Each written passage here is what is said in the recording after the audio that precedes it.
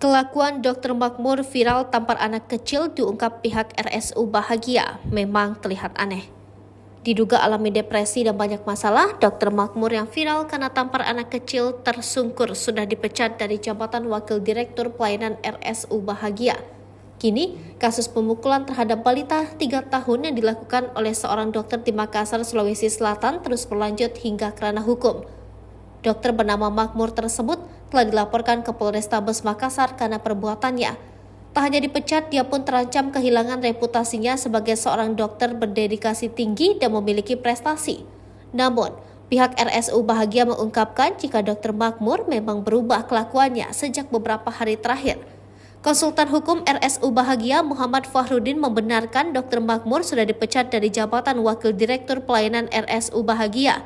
Selama bekerja di RSU Bahagia, Dr. Makmur dianggap sebagai dokter yang memiliki dedikasi tinggi. Namun dalam beberapa hari terakhir, Dr. Makmur terlihat murung dan diduga mengalami depresi.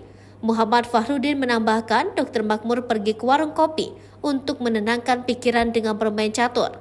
Emosi Dr. Makmur naik lantaran permainan caturnya diganggu oleh balita anak dari pemilik warkop.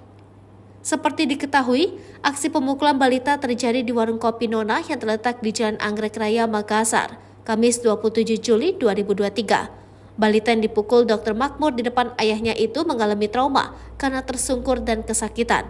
Selain terancam pidana, Dr. Makmur juga dipecat dari RSU Bahagia Makassar setelah aksi pemukulan balita viral di media sosial.